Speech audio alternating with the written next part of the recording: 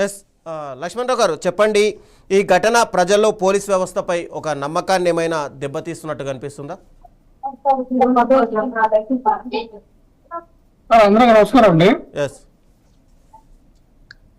Voice వినపడుతుందండి? వినిపిస్తుంది లక్ష్మణరావు గారు, కంటిన్యూ. డెఫినెట్ గా ఆంధ్రప్రదేశ్ రాష్ట్రంలో లా అండ్ ఆర్డర్ అనేది ఎక్కడ కూడా చూడట్లేదని చెప్తా ఉన్నాం. అలాగే శాంత భద్రతలకి మరి ఈ యొక్క చర్యలు ఏదైతే మరి మనం చూస్తూ ఉన్నాం, ఇవన్నీ కూడా శాంతి భద్రతలు కూడా క్షీణించాయని చెప్పచ్చు. ఎందుకంటే ఈ సంస్కృతి మంచిది కాదు. ఏదైతే ఈ యొక్క లాక్ ఆఫ్ డెత్ ఏదైతే ఉందో, మరి ఈ యొక్క సంస్కృతి మంచిది కాదు ఆంధ్రప్రదేశ్ రాష్ట్రంలో అని చెప్తా ఉన్నాం. అంటే కస్టడియల్ టార్చర్ చేసి ఇటువంటి లాక్ ఆఫ్ డెత్ చేస్తామంటే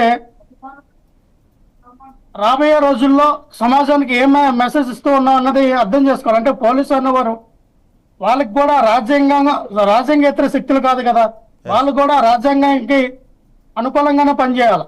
అంతేగాని మనం ఒక ఎస్ఐ అయ్యామనో, లేదా సిఐ అయ్యామనో, లేదా ఎస్పీ డిఎస్పీ అయ్యామనో, లేదంటే ఒక డీజీపీ అయ్యామనో, పోలీస్ అధికారులు మా చేతిలో అధికారం ఉంది కదా, మేము ఏం చేసినా చెల్లిపోద్దులే అన్నట్టుగా వ్యవహరించకూడదని చెప్తా ఉన్నాం. ఆ వ్యక్తి ఏం తప్పు చేసినా, ఆ వ్యక్తిపై కేసులున్నా సరే ఆ వ్యక్తిని తీసుకెళ్ళి మీరు కోర్టు సబ్మిట్ చేస్తే కోర్టు వారు చూసుకుంటారు. కోర్టులో లాయర్లు ఉంటారు, లాయర్లు వాదోపవాదాలు చేస్తారు, జడ్జెస్ ఉంటారు.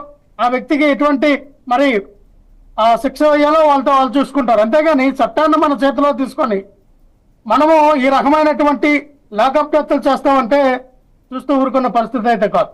ఒకటి సార్, ఈ రోజున వైఎస్ఆర్ కాంగ్రెస్ పార్టీ ఈ విషయాన్ని టేకప్ చేసింది కాబట్టి ఈ కేసు అనేది ముందుకు నడుస్తూ ఉంది.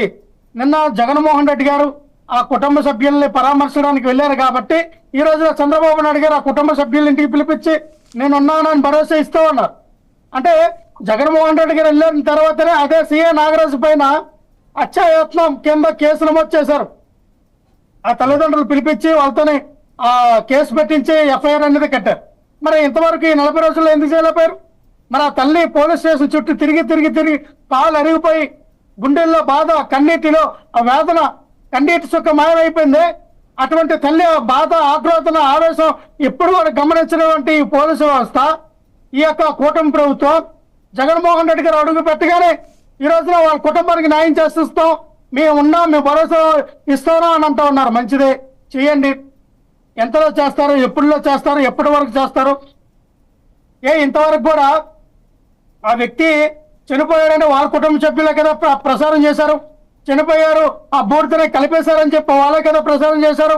మరి ఆ వ్యక్తి చనిపోయాడా, మిస్సింగ్ అయ్యాడా, లేదా ఆ వ్యక్తిని వీళ్ళు పట్టుకున్నారా, పట్టుకోలేదా, లేకపోతే ఏంటనేది ఇంతవరకు కూడా పోలీసు వ్యవస్థ, కూటమి ప్రభుత్వం ఎందుకు బయట పెట్టట్లా?